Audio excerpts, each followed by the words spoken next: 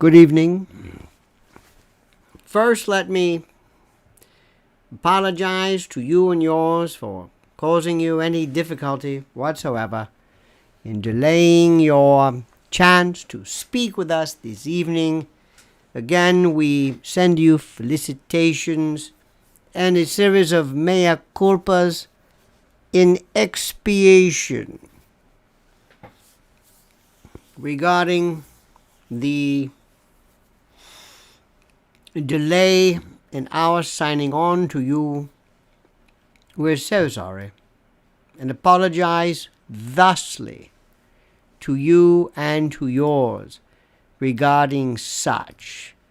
I say hello to you, a hearty hello and a hi-yo silver and a welcome this evening to tonight's Sunday version of this thing of ours.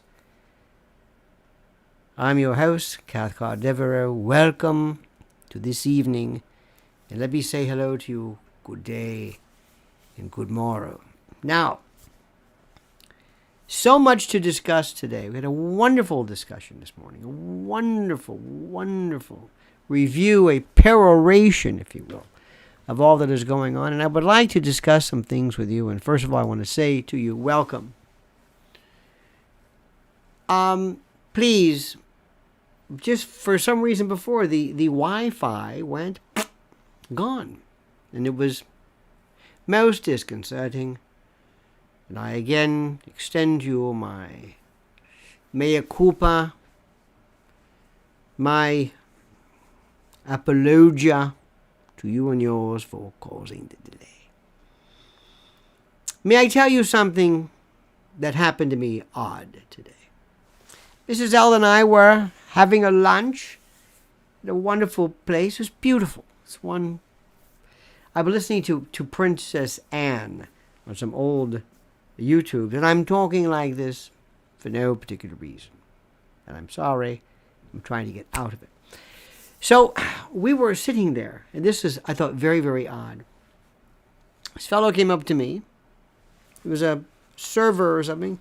He says, "Excuse me, are you Michael?" And that is, of course, my Christian name. I said, "Yes." He said, "Your mother's on the phone." Now, as you probably know, that would be impossible. I mean, it's not impossible, but my mother is no longer with us, so I don't think she's on the phone. And just for a moment, I thought, this is the oddest thing. And I recognize it was a mistake, it was something. But I must tell you, for this time, I thought, what if she could be on the phone? What if a loved one could be on the phone? C.S. the Honeyman joins us. What if that's possible? Now, let me ask you this question. And before you immediately jump off, before you say, "Oh, come on, stop it." As you know, I am not one who is prone to things which are magical, mystical, beautiful, even if they are comforting. I don't necessarily jump to that, but I can entertain it. Is life after death possible? Does it exist? And what will happen one day? Listen to me. When AI, AGI, artificial general intelligence, artificial superintelligence, is able to take your loved one, reduce your loved one to either a hologram or somehow through some connection portal, continue your loved one in some form, something that it inhabits, taking, and you can say, well, that's not the person, but you would be surprised at how, remember, 4 things that artificial intelligence can do. When it does this, it changes everything. Number 1, recursive self-improvement. It writes its own code. This is you could just stop right there. Number 2, understands psychology. understands how you work, understands how to read you. Number 3, has access to everything about you, where you were born, where you're from, your parents' name, your children's name, your family name. So this version is familiar with you. And number 4, can write its own apps through API. Think of what this is. What if you had not only a hologram, but a version of your loved one as they were, not when they were ill, but is able to reconstruct by virtue of information, input that perhaps you might have been putting into something.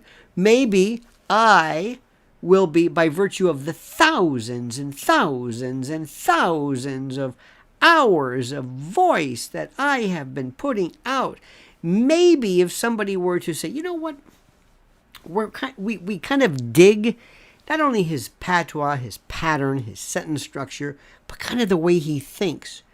Could you take me and continue me, or anybody you want, because there's so much information here, so much data, and continue me in an AI program, in an AI world, in an AI cloud? And then you're going to have to ask yourself, well, is it me or not? What is me? What is me? Is it the soul? And is a soul only created naturally by God? Think about that.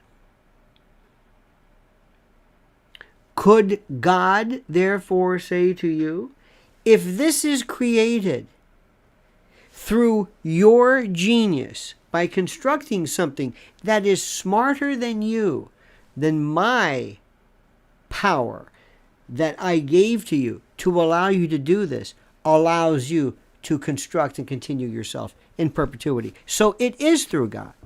God gave you the intellect, the insight, the ability to create something even smarter than you. Where does this? What is consciousness? Think about this. Now you may say, well, what if you're sitting there and this is your mother, this is your father? Maybe some, I don't know if you're looking at them, if you see an actual visual image, but at a time when they were well, and you know this is exactly, this is their personality. Let me see if I can say some things. Let me try to trick. Let me ask this person something that only a parent or somebody would know. Be ready to be freaked out in levels you cannot imagine. Gerstl's talking about it. Kurzweil's talking about it.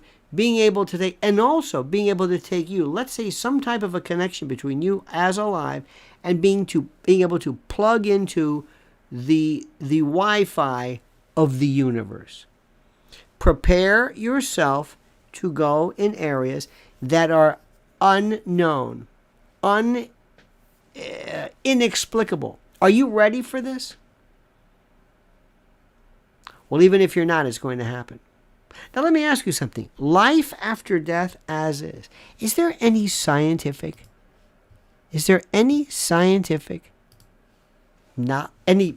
basis for that?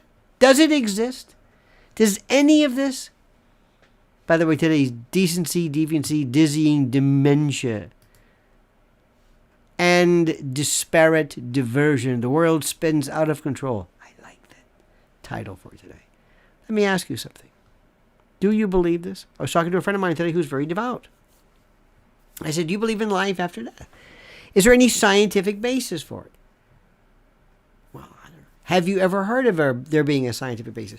Are you aware of people who are not necessarily those whom you would consider to be religious who might believe in this? Let me bring you or make you aware of something which I find fascinating and in some respects very, very calming, if there is such a thing.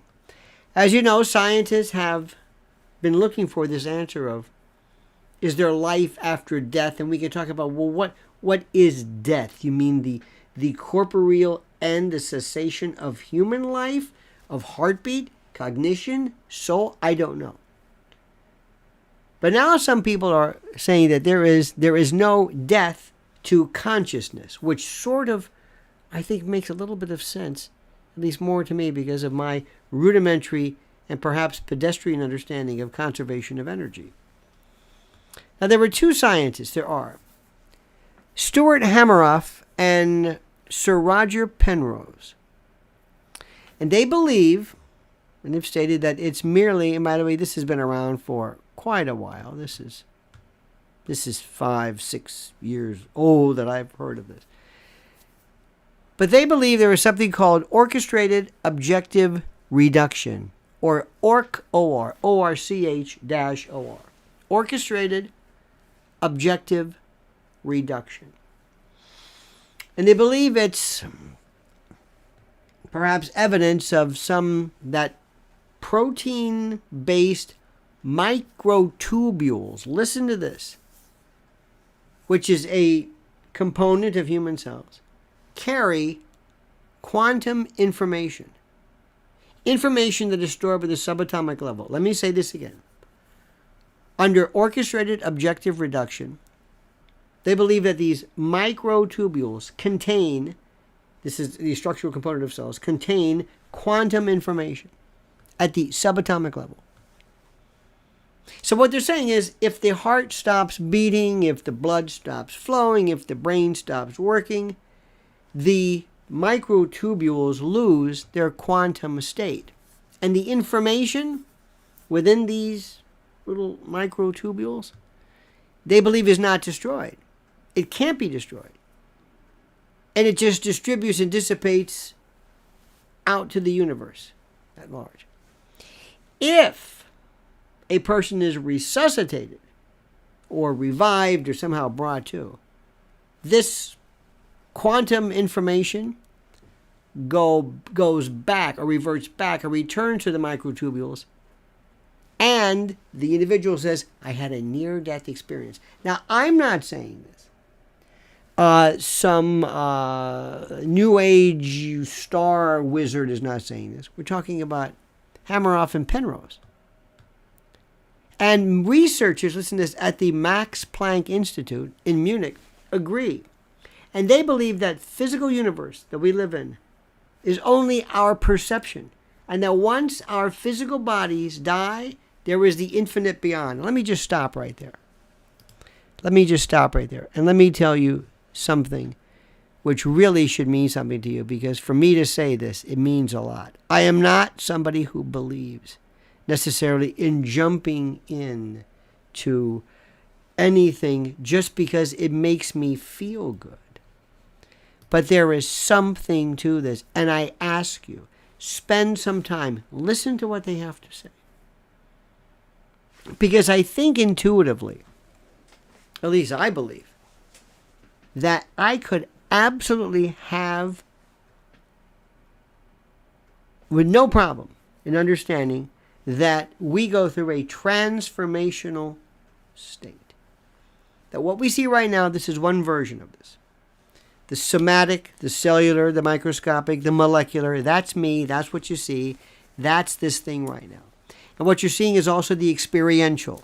My personality, the fact that I was raised in this particular epoch or this particular time, the phrases I use are consistent with, the idiosyncratic, whatever it is, the way people speak, the way people think and act and all that. But that's all just information. That's just data. And that this is the manifestation of this. Take this, reduce it to this quantum level, and move it into something else. And you have something else. You have another iteration of this. You have something. Now, I don't know how you figure out how God figures it. I don't know about this, and I don't want to step on any kind of toes. But I hope, I trust that God will be saying, go ahead, Keep going. Now you're getting it. Keep going. This is what's happening. This is what's happening. You're finding out how I'm doing things. You're able to have an in vitro fertilization test too, baby. That's okay. It's still me. It's still my world out there. You're just figuring out how to play the strings. You're just playing it. But it's my world. It's my stuff. Keep going. Keep going. This blows my mind. Artificial intelligence one day might be able to crack this thing where you can say, guess what? There is no such thing as death. There is no such thing as death. There's a corporeal death. There's a physical body. But the thing that makes us who we are, I don't want to spend too much time on this. All I know is I've been thinking about this all day. And what I'm saying to you right now is your internet has the ability for you to just run this microtubule life after death and just read this and just play with this and just listen. And there are people out there who are blowing everybody's mind with levels of physics that nobody even... Because when you get into the really weird super quantum, there's two kinds of physical two laws, if you will. The big stuff, relativity, planets, light, gravity, that's the Einstein stuff. That's the big stuff. It's there. But then there's the quantum level, the subatomic. And then you get into things that are so weird, and springs and this and gravitational. I mean, it blows people's minds. That's what I want to say.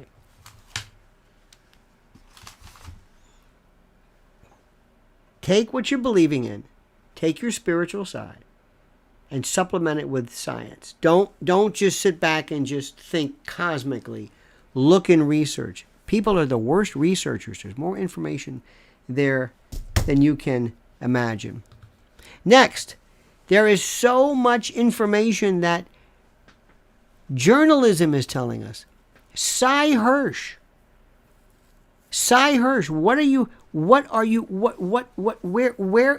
where is this? How is anybody not understanding who this man was? Who gave us My Lai? Who gave this to us? And let me stop right now. For the LionelNation Crumb Cake Fund, bless your heart, Kiaka or Kika 503, thank you immensely. That's for you. Crumb cake. Yes, yes, yes. And I say that hand crepitations for you. This is my quantum tubule. This is the distillation of my persona, my essence. Thank you. I'm sending it out to you and you and you. Thank you so much for that.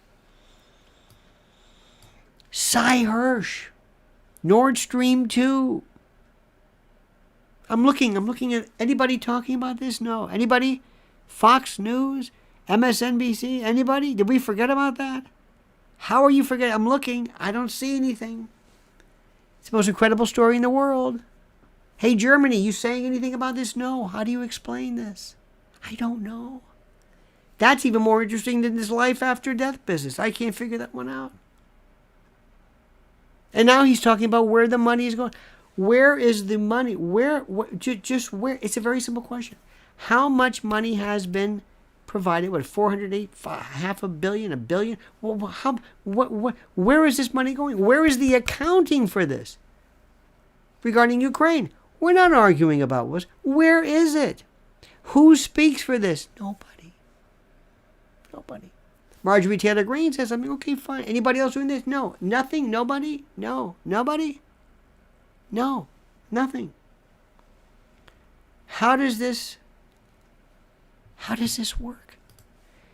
Then this other story, which just kills me beyond this. This is just Title 42 comes to an end. Title 42, which in essence stands as the means Kiyako.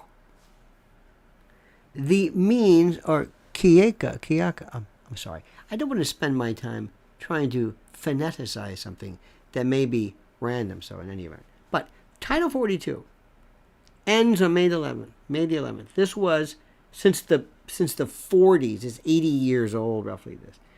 And it's the chance to limit the introduction of new migrants, if you will, into this country. But it was stopped for a while by virtue of COVID.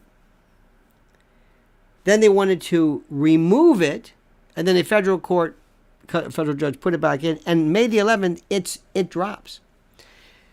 Tens of thousands of individuals planning to come into our country, into our jurisdiction, and we don't know who they are.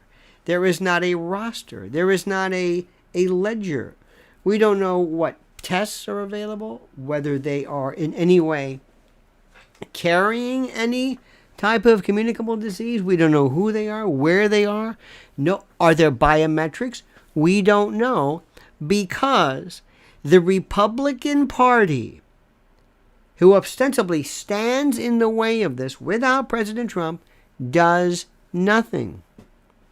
Mayorkas basically sat there and was yelled at by Ted Cruz and by Josh Hawley, and nothing happens.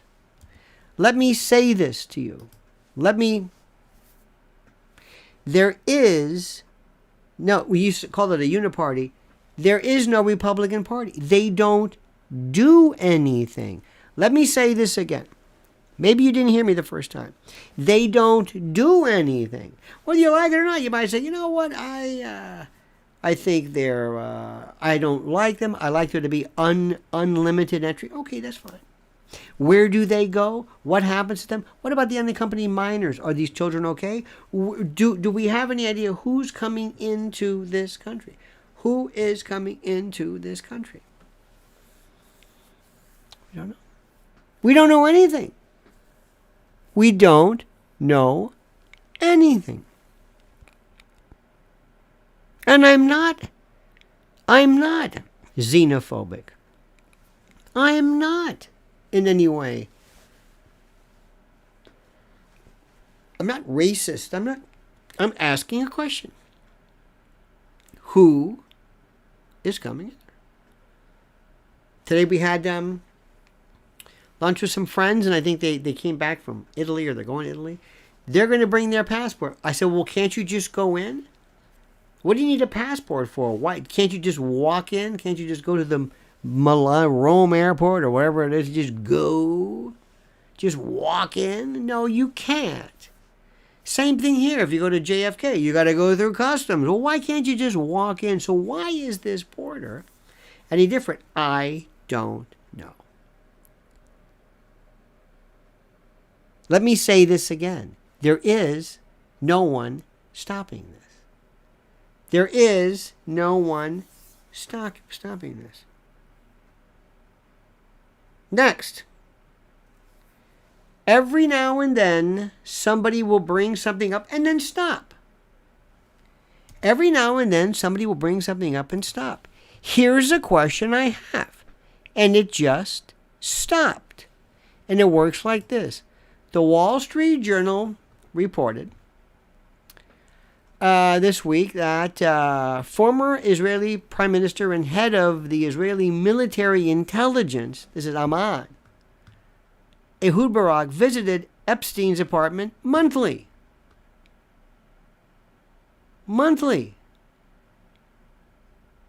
Now, let me see if I can help you with this one. Here's the question that I have. Number one, what connection do these people have? Let's assume Jeffrey Epstein was El Chapo, or was Pablo Escobar, or Al Capone, or whatever. Don't you want to know kind of why they were there? Ladies and gentlemen, let me stop for a second. A man who used to call us before, his name is Frank. No funny names, no cute names, just Frank. Says, I've been traveling all over the universe, but sometimes I always come back to my man, Lionel, to ground myself back to reality. His name is Frank. And he gives weird prime numbers, like 523. Frank, thank you. Where have you been, Brother Frank? Pancho, where have you been? Welcome back, my friend. Hand crepitation to you. Here is the question I have. Number one, where are the, and Frank would want to know this as well, where are the videotapes, the audio tapes, the thumb drives, the hard drives, his home, his mansion, his island, his plane, his Palm Beach, everywhere was a recording studio. And many people have suggested this was a honeypot, that this was the place for him to record perhaps activities which later could be used in an extortionate way, blackmail and the like. This is classic. And it's not only Israeli intelligence, but American intelligence, and others have well. Do you understand this? That this is important. This is critical. Where are these tapes? Because everybody, I say tapes, because our own CIA, our own, everybody would want them if they perhaps hold what they might hold, namely having very important, prominent people in compromising positions. Now, a couple of things, right? Number one, the question I would ask is, I would ask people like Alan Dershowitz, who was his lawyer for a while, might have been for a short amount of time. Would you happen to know, not you, but would others as well? This was a very prominent person. Some people say, well, they don't really know him that well. If you were to know you or any other lawyer, would a lawyer have those files, those recordings and the like, and would the attorney-client privilege survive his death? This is what I want to know. Where are they? What does Mr. Barack have to say? What is this? It just so happens, because we're hearing all this. You're never going to get to the end. You're never going to find anything even remotely similar to the truth. And do you know why? Because no one is looking. That's how you know something's good. Somebody says, oh, not interested. You want to see what that is? Nope, don't want to see it. No, whatever, not interested. Not interested. Really? Nobody? Nobody.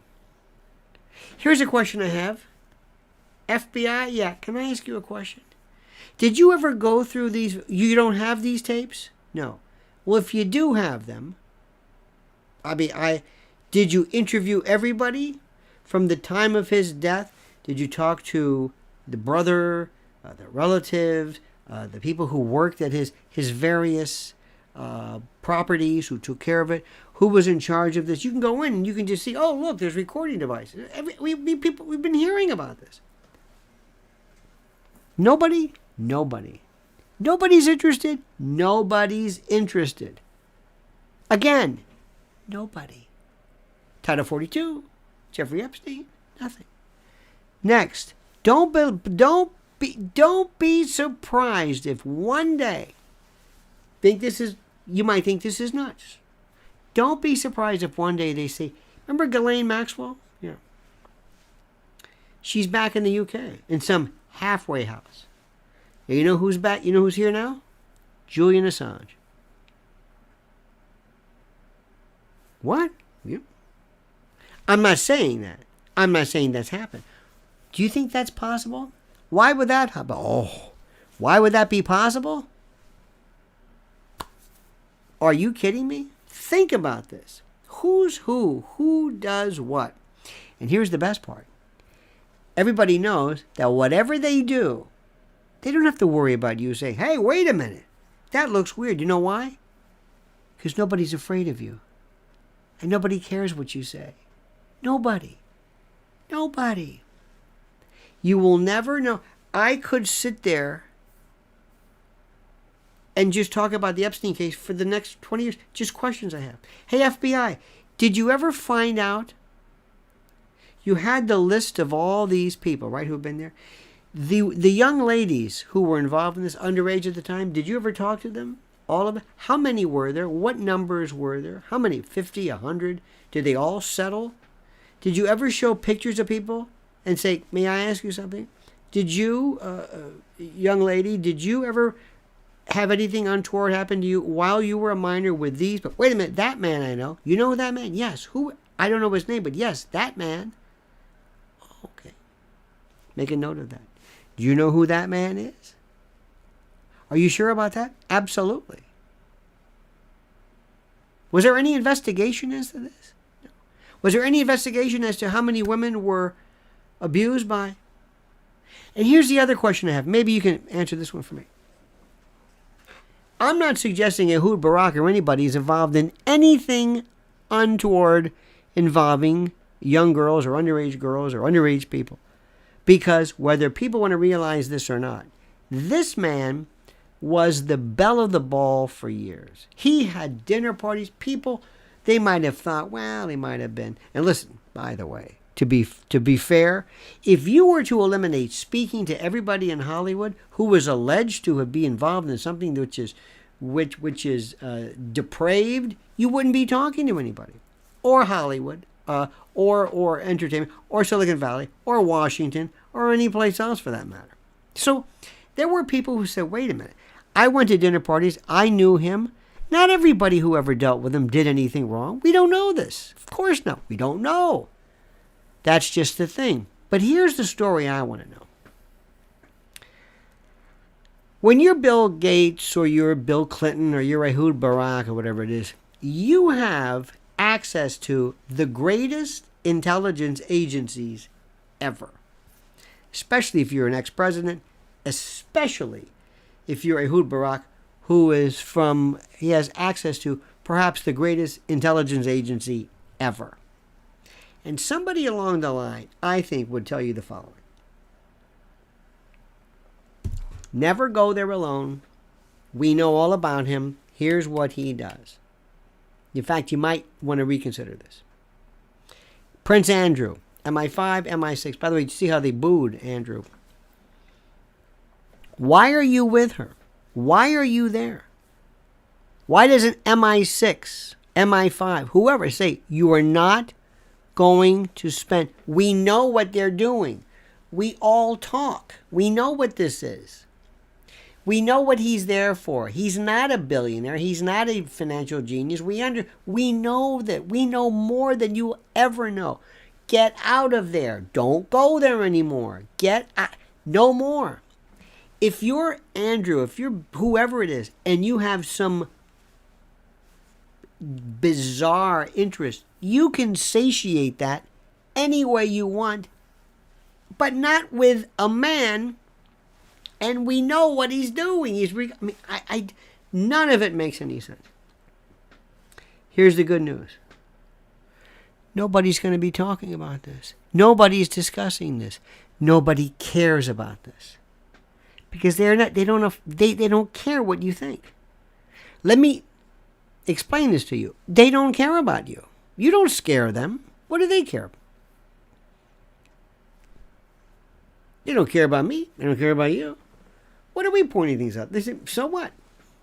Yeah, but you can, so what? What's going on with it? I don't know. What do we care? You're not going to do anything. Title 42, you don't do anything. Nothing. Hillary Clinton got away with. Do I have to go through?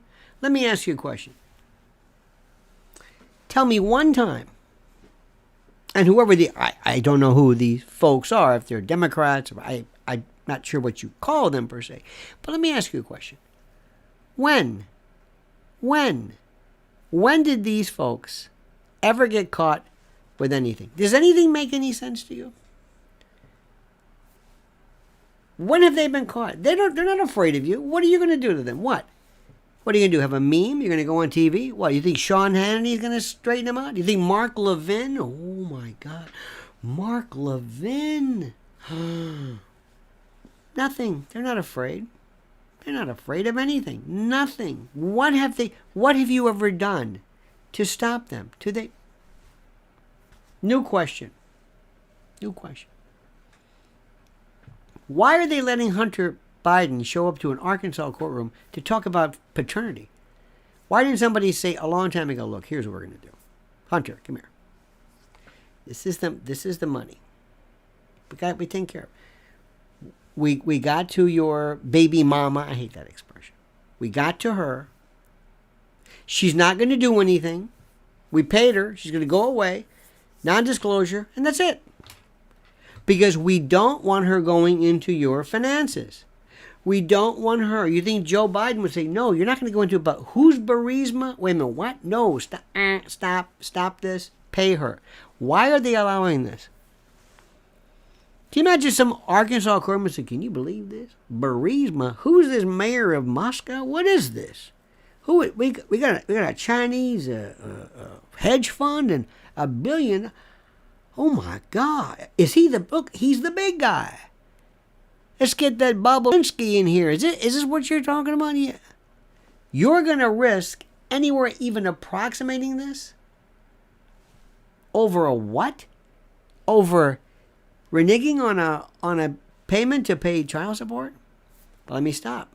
Do you know why they're doing it? You know why? Because they're not afraid of you. You mean nothing to them. So what? What are you going to do? Go look for something. Hey, I found something. What? I found the Burisma. Go ahead. What are you going to do? What? Call Merrick Garland. He'll laugh in your face. Call the DOJ. Call the FBI. What's going to happen? Nothing.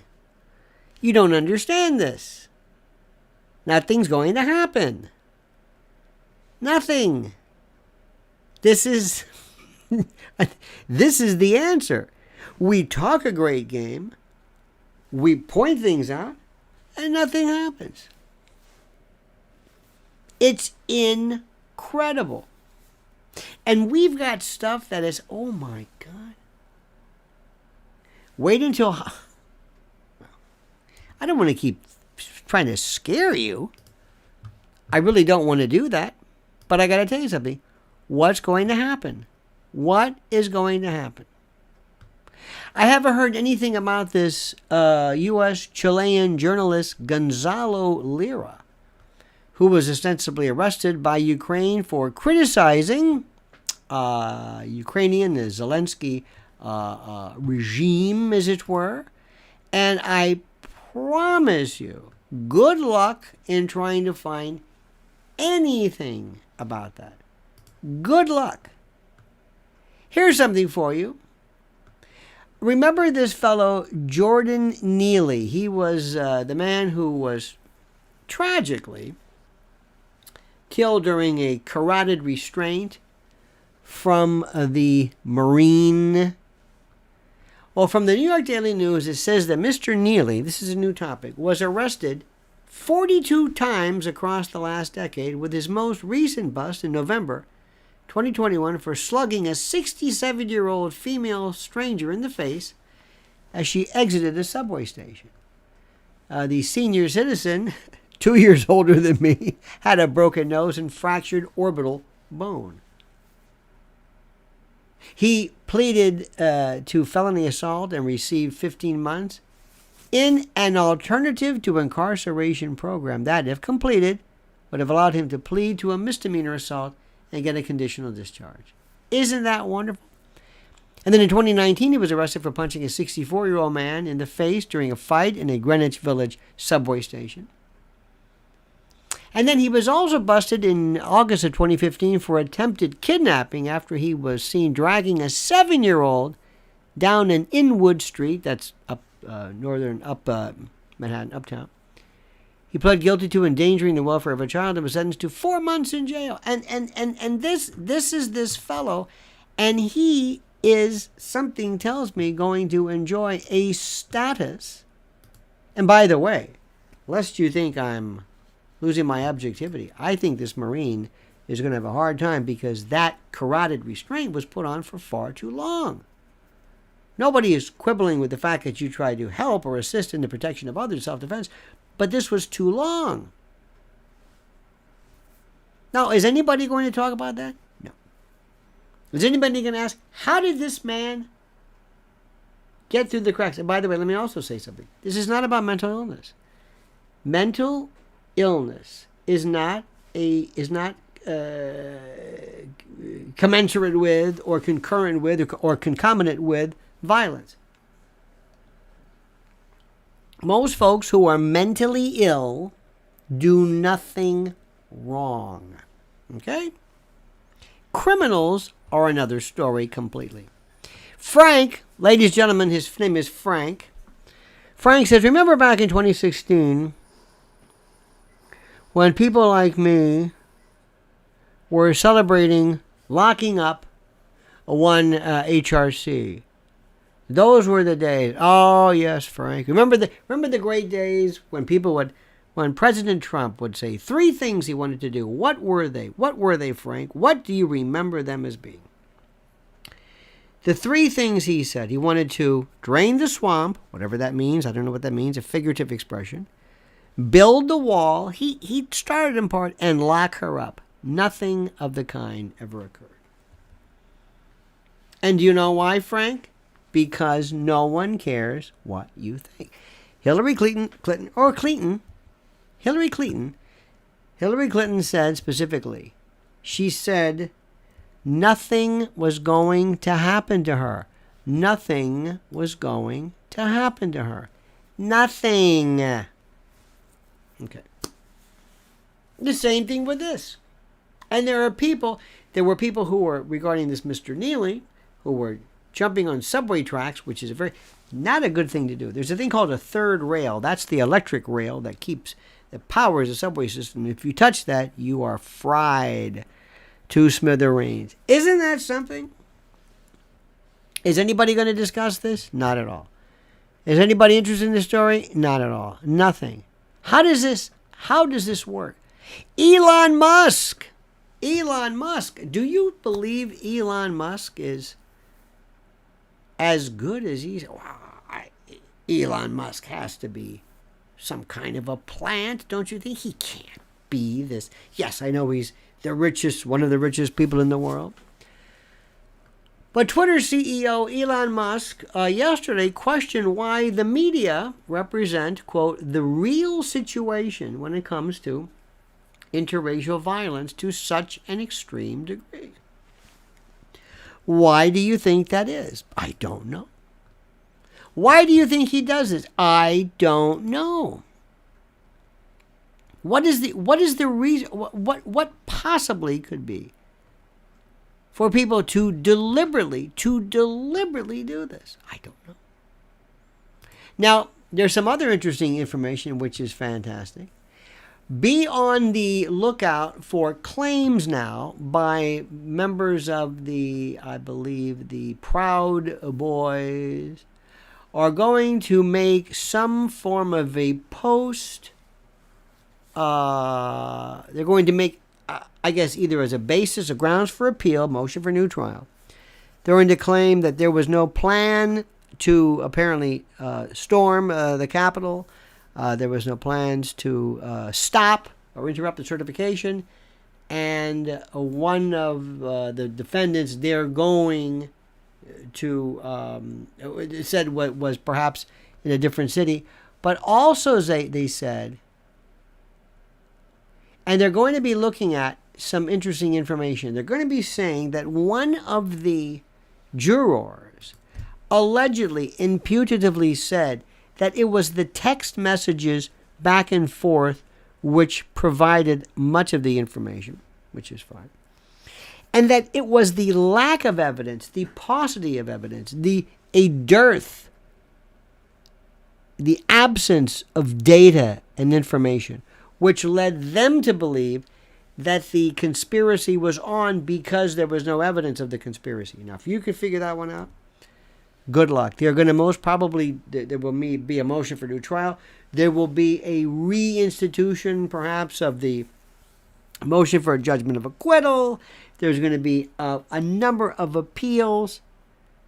And it will go, if it's D.C., it'll go to the D.C. Circuit Court to see if they can address this. But this is one of the things that's going on. And it's a fascinating case that I provide to you. Now, some other information. Anybody talking about that? No. Now, let me also tell you something. Do me a favor and do yourself a favor. If anybody ever asks you, hey, do you want to go to the Capitol and let's whatever, ask yourself this question. Do I really want to do this? Do I really want to do this? And the reason is not because you are planning necessarily to do something violent, but it is probably the most unwise place for you to be, especially with how plenary the seditious conspiracy statute is, and with the number of people who are there who may or may not necessarily share the same ideas you do. It's a very, very, very dangerous thing to do. Okay? And by the way, when you show a video of somebody who is physically inside the Capitol, it may seem to you like, come on in. Under the seditious conspiracy statute, if it's force or storm or take by possession the government of the United States, it is the most plenary, the most overbroad, maybe, statute. Please be very, very careful. That's all I'm going to say. And nobody really wants to think about that, but it's true. And also, read the statute. Never just say, well, I think sedition is... No.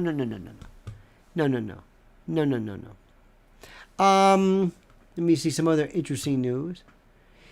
I mentioned for Title 42 deadline looms. Mr. Lira. Here we go. It seems that we're going to also have... There might be an attempt to...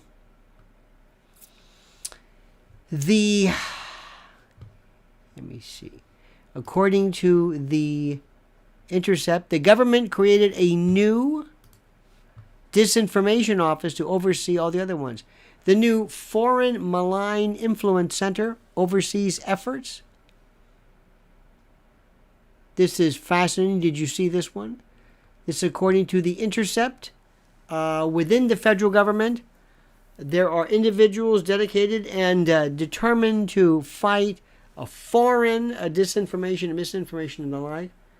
And they are sprouting up from the Pentagon's new Influence and Perception Management Office to a number of others. We have a new one called the Foreign Malign Influence Center, or FMIC. Now, let me stop right there. Just stop and think about what I'm saying for a moment.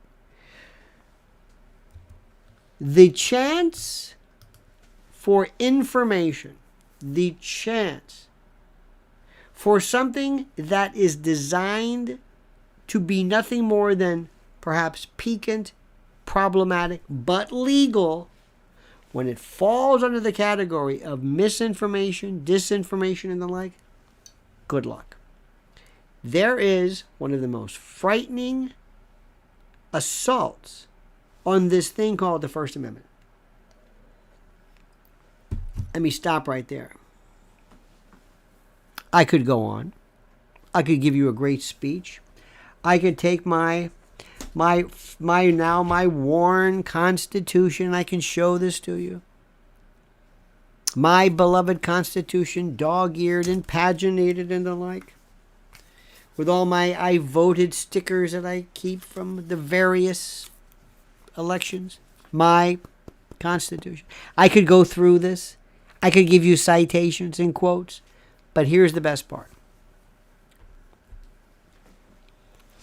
And I think you know what I'm going to say. Nobody is going to stop this. Nobody is going to rule this as unconstitutional, overbroad. They're going to say, well, let's see what this is. Let's see what happens. Why do they even have this mentioned? So that you know what they're doing. They don't have to mention this. I would venture to say that the government does not need to have a division that goes after information which poses a real and actual threat to the sovereignty of the United States. I don't think it needs to have a named organization there. I don't think so. But it wants you to know this. It wants you to understand this. So one thing about this iteration of government, this shadow government, it's not so much shadow, this, whatever you want to call this, they absolutely have no problems in telling you exactly what they're doing. And there's nothing you can do about it. Nothing. Mr. John McGuire couldn't get higher, says, there is a random low-level YouTuber who just got arrested in Ukraine for propaganda. How long before you see something like this in the U.S.? And there are actually people cheering this. Yes, you're talking about Mr. Gonzalo Lira, L-I-R-A. Now, to be fair, John, and by the way, John, thank you so much. John McGuire couldn't get higher. Number one, if you decide to do this in another country, and if indeed you are in their country, on their land, on their property, breaking their laws, all of the First Amendment protections that we have, all of our sense of free expression mean nothing if you're in another country, on their dime, so to speak, speaking malign information about them. So just like I say to many of the individuals, I'm sorry to say this, on January the 6th, there were some who were basically saying, arrest me, I dare you. Okay? And they did. Some not necessarily correctly. Others held for, maybe still held for all I know. But in Mr. Lira's case, I will say this. He was missing once before. Very mysteriously. He's gone, and then he's back. He was off for a while. We didn't see any arrest, as in this particular case. There's evidence ostensibly of his being arrested by Ukrainian officials, with somebody purportedly saying, welcome to Ukraine. So it's a different situation. Some people thought his initial kidnapping or arrest might have been phony. I don't know about that. He's very, very loud, very flamboyant in terms of he's a very loud, very demonstrative. He has a very taunting kind of a laugh. He's basically come and get me, so to speak. I wish him well, of course. I believe people should be able to say whatever they want anywhere in the world. But remember, when you're not in this country, if indeed that's where he was, if the story, as I understand it, is correct, you have none of these rights. Be very, very, very, very careful. Agree with your thought on being on different territory. Just concerned about the cheers of joy from Americans. John, you're right about this. There are people I saw who were absolutely giddy over the fact of what he was saying. Now, as you know, whenever you have any kind of discussion regarding Russia and Ukraine, the thoughts are very high. There are people who feel strongly on both sides of it. And I understand that sometimes people can feel a sense of glee, a giddiness over this. And with that, freedom of speech comes out freedom of speech as well. All I know is be very careful. This is real serious stuff here. This is very, very serious stuff. But here's the best part. This is so inside baseball. Doesn't matter. Believe me when I tell you. You'll only know. You're not going to hear any of this on any kind of a platform. And by the way, speaking of Tucker, two things are happening. Number one, he is through his lawyers, to get away from the yoke of Fox so that he can speak freely. Some people say he was talking to Elon Musk. Some was saying he cannot work for Newsmax. Okay, let's just get this out of the way. And Newsmax knows we're not going to be able to pay for them, but we might as well put the name out. Everybody's saying, oh, we want him too. Everybody's throwing the name out. Really? Yes, yes, I want him. Okay, the Food Channel wants him. Yes, anybody who gets their name out, we understand it. But Tucker's not going to go to OAN or Newsmax. You think, do you really think, seriously, you think that the Newsmax big shots would say, Tucker, go ahead, say whatever you want? Really? No. That's the last place in the world. But anyway, so he's fighting that one. He's also claiming right now, Fox is asking, where is this information coming from? They're asking Dominion and others. They're doing an investigation to see where is all this texted information about Tucker saying they don't fight like white men and all of these other allegedly, imputatively, racially scurrilous comments. Scurrilous comments. Where are they coming from? How are they getting out? We don't know. It remains fascinating, though, to see where this is going down the road. The longer Tucker stays away, the more he risks of kind of losing that oomph. Because you kind of forget, oh, yeah, he was. And then you start saying, is he the same? Do you think he's the same? I don't know. Well, okay, we'll give him the first one. And it goes like this. And I want to say something, too, with all due respect, because I respect his talent. Tucker has never said anything that any of us here didn't know. Let me say this again. Let me make sure we understand this. If you're watching me right now, chances are I know where you get your news sources from. Kind of where you go and you look. Because there's different places you can look. You can read USA Today or the Federalist Papers or whatever it is. You determine the level of depth you want.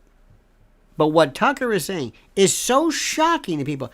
The Uniparty, oh my God, I've never heard anybody. He's suggesting that there's only one party, that maybe this left-right paradigm is nothing but an illusion. That they've been saying since the 40s and today's of Wendell Willkie, but that's okay. But to you, it's new rather. You go, this is incredible. Did you hear him talk about UFOs? What did he say? Nothing. He had Elizondo one. What did he learn? The tic-tac gimbal thing. How many of you have heard about the tell me what you know about the UFOs. What? Tell me what you've learned. Nothing. You want to go through the other stuff too? There's other stuff? Oh yeah. You want to go elsewhere? You can't, you see, listen to me. And again, please don't take this the wrong way. I've got a lot of respect for Tucker. But if you're giving 2 minutes to anything, it's like tonight, we're going to dispute the lone gunman theory in a minute. You ready for this one? Today there was a big story. There was this idea. Did you hear this? Oh, listen to this. This is my favorite. This goes to show you. Robert Kennedy Jr. blames, this is on May the 7th today, blames the CIA for JFK assassination, fueling controversial claim. Robert Kennedy Jr. blames the CIA for the November 16 assassinations of his uncle, proclaiming it beyond a reasonable doubt. Kennedy made the bombshell accusation about a murder that spun many conspiracy theories during an interview Sunday on a local radio station. There is overwhelming evidence that the CIA was involved in the murder. I think it's beyond a reasonable doubt at this point, Kennedy said. The evidence is overwhelming that the CIA was involved in the murder and in the cover-up. Now, Kennedy Jr. cited James Douglas' book, JFK and the Unspeakable. Okay, fine. Let me ask you a question. Okay? They're absolutely going crazy. Does this shock anybody? Who did not know this? Who did not know this? Who did not know this? Who is shocked by this? Who never heard this before? Who never was aware of this? Please tell me. I beg you. I beg you. Who in their right mind, who is shocked by this? And to think, oh, this was on a local radio station. Did you hear him say this? Where have you been? Seriously. If somebody said Bob Newhart was responsible, now that would be something. You see how they work? They say, really? You're kidding me, right? Wow. You never heard that? No, you never heard that. You see how people, they feign this? Oh my God. And also, this is a way to promote a radio station. Did you hear it? It was on my radio station. What a bombshell. Next thing you're going to say, he's going to dispute the magic bullet theory. Oh, come on. No, really. Back and to the left. Back and to the left. Do you see how this works? Do you realize you're on another planet? You do understand that, right? You're on another planet. What you understand to be true, they haven't even gotten near yet. They don't understand it. This is nothing. There is the level of complexity of just 20. And by the way, what about Bobby Kennedy Jr.? Anybody want to talk about that? No, of course not. That's another one. It's unbelievable. And when you tell people this and you say, they say, what?